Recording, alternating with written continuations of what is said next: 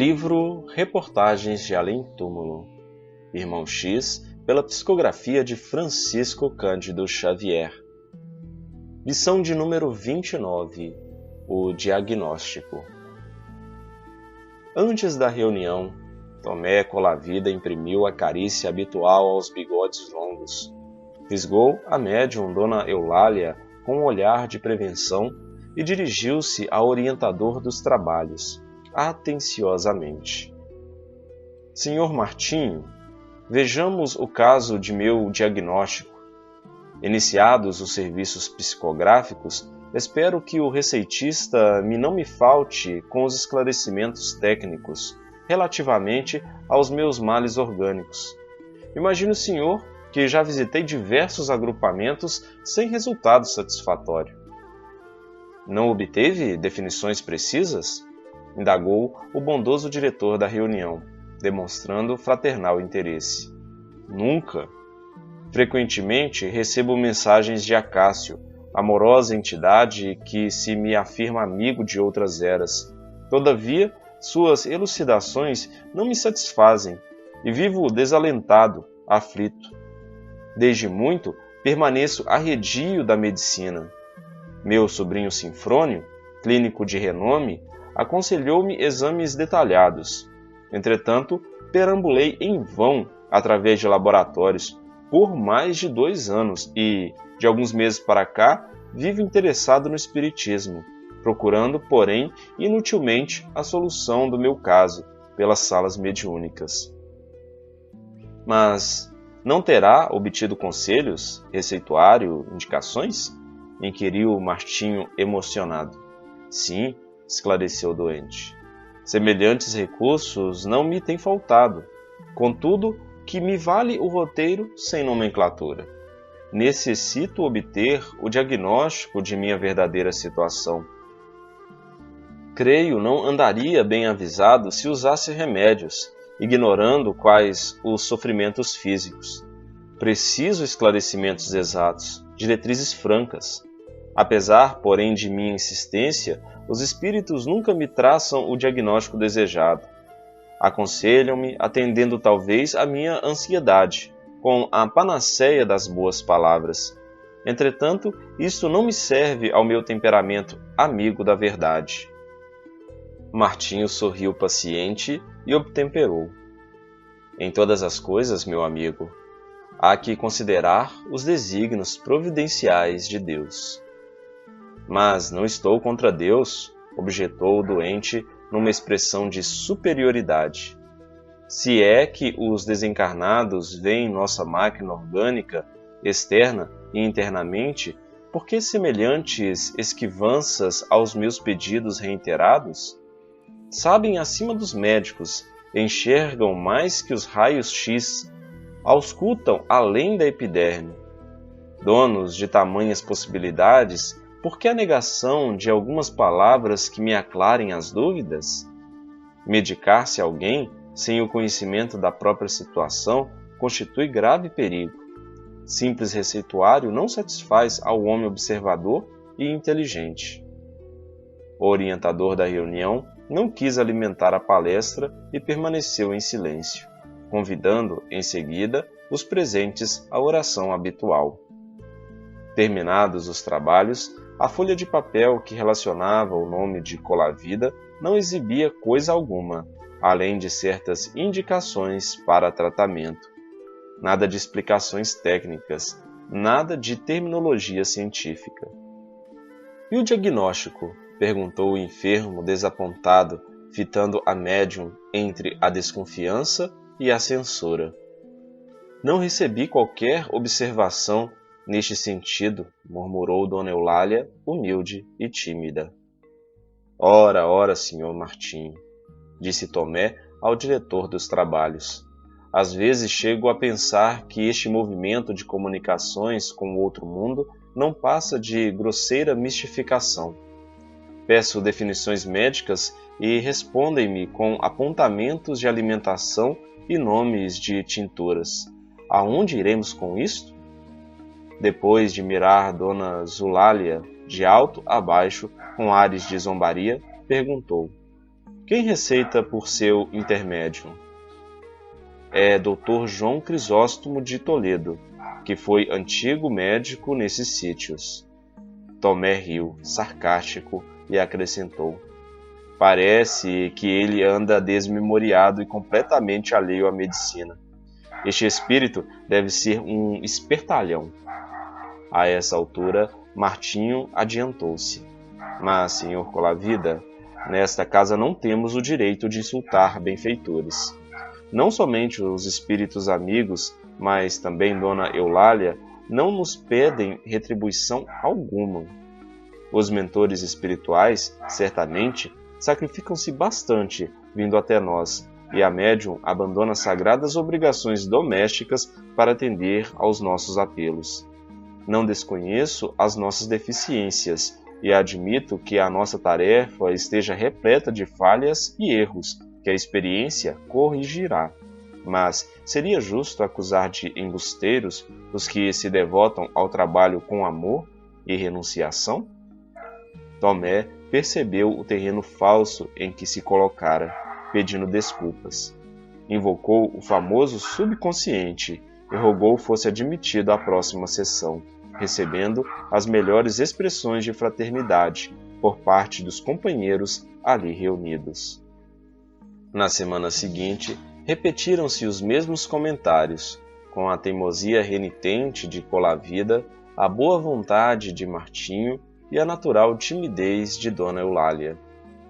O enfermo estava ansioso, solicitava pareceres do médico desencarnado, emitia observações técnicas e, por último, pedia, se possível, o comparecimento de Acácio, o amigo invisível, para maior esclarecimento da situação. Findos os trabalhos da noite, verificou-se que João Crisóstomo lançara no papel as mesmas recomendações anteriores, sem omitir uma vírgula. Nada de nomear a enfermidade do consulente. Acácio, contudo, escrevera-lhe mensagem ponderada e afetuosa. Meu irmão, dizia ele, revelando intimidade e carinho, não aguardes um diagnóstico que nos seria difícil fornecer. Vale-te da cooperação do amigo espiritual que te ministrou indicações tão úteis e procura pô-las em prática. Por que impor condições aos que te beneficiam? O grande problema não é o de receberes uma frase complicada à guisa de definição, mas sim buscares a restauração das tuas energias, cheio de boa vontade. O diagnóstico, Tomé, nem sempre pode ser perfeito e nem sempre se ajusta às finalidades da renovação orgânica. O corpo do homem é uma usina de forças vivas, cujos movimentos se repetem no tocante ao conjunto, mas que nunca se reproduzem na esfera dos detalhes. As dores de cabeça são idênticas nas sensações que proporcionam, mas quase sempre desiguais nas origens. Como te oferecer um diagnóstico exato, se amanhã sensíveis a modificações podem ocorrer em tuas células mais íntimas? Não te furtes ao benefício, apenas porque não podes impressionar os olhos mortais com meia dúzia de termos indecifráveis. Trata-te, meu amigo. O tempo é precioso. Cuida da maquinaria física. Aceita a bondade do Eterno Pai, sem cristalizar o pensamento nas normas secundárias da ciência terrestre. Lembra que te amamos intensamente e desejamos teu bem-estar. Leu Colavida a mensagem afetuosa, volvendo irritadiço. Afinal, estou sem compreender coisa alguma. Sinto-me doente, cansado. Peço esclarecimentos que satisfaçam e os invisíveis me dirigem exortações? E fixando o olhar na médium, rematava. Francamente, minha decepção é sem limites. Martinho, na fé serena que lhe assinalava as atitudes, ajuntou tranquilo. É o que merecemos, meu amigo. Desejávamos receber o diagnóstico, mas... Tomé coçou nervosamente a cabeça e cortou-lhe a palavra. Nada de reticências. Presenciamos verdadeiros fracassos. O que lastimo é o tempo perdido a procurar elucidações, quando me asseveravam que o Espiritismo é fonte de verdade. Onde a fraqueza nessas farsas em que venho pondo minhas melhores esperanças? Em todos os grupos, apenas encontrei material incompleto, entre médiuns supostamente humildes e doutrinadores pretensamente inspirados. Estou farto. Não vim procurar consolações, mas informes necessários. Estes espíritos, contudo, devem andar lá no alto à maneira dos asnos cá embaixo. Em toda parte é dissimulação, ignorância, fanatismo. Solicito diagnóstico e lançam-me recomendações estranhas a todo conhecimento de posologia. Abandonarei minha experiência, convencido de que o espiritismo e mediunidade são duas tolices mundiais. Os companheiros já se haviam retirado.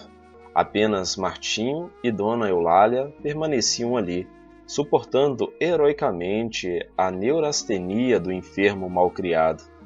Reconhecendo-lhe a irritação, dispunham-se ambos a abandonar o recinto, em silêncio, quando, ao primeiro gesto de despedida, Tomé procurou retê-los ansiosamente. Por quem são? Ajudem-me! Não desejo sair experimentando tamanha impressão de abatimento moral. Quero a verdade, Sr. Martinho. Auxilie-me na consecução deste propósito. A falta do diagnóstico desejado acabrunha-me.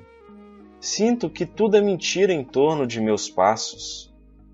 E depois de fixar a médium, ansiosamente, concluiu.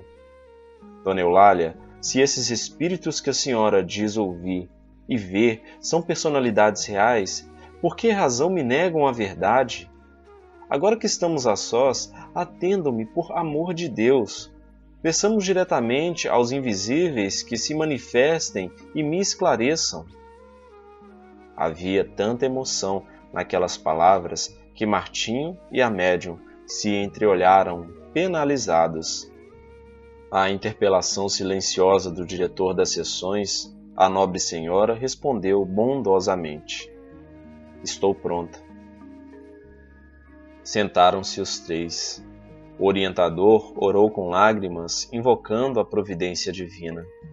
Foi então que o amigo espiritual, por intermédio de Dona Zulália, falou em voz triste, mas firme: Tomé, em vão temos procurado auxiliar-te na cura.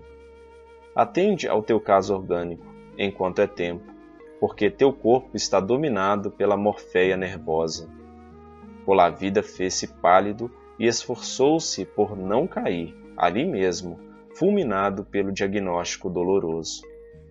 Suspenderam-se as preces sob forte emoção. No dia imediato, o doente atormentado procurou gabinetes de pesquisas e especialistas em moléstias do sangue, obtendo a confirmação amarga. À noite, insistiu para que Martinho e Dona Eulália se reunissem na sua companhia. Estava desfigurado, em pranto. Terminada a prece do diretor da reduzida assembleia, o enfermo exclamou soluçando: Ó benfeitores invisíveis, por quem sois? Auxiliai-me no destino cruel. Que surpresa dolorosa me preparastes, dando-me conhecimento da realidade terrível. Mas, nesse instante, a generosa entidade de Acácio tomou o punho da médium e escreveu: Conforma-te, meu querido Tomé. Não queria a verdade completa, o diagnóstico aproximado de tua situação orgânica? Não chores. Lembra-te de que Jesus é o divino médico e não esqueças que, se tens agora a lepra do mundo, não estás esquecido pela bondade de Deus.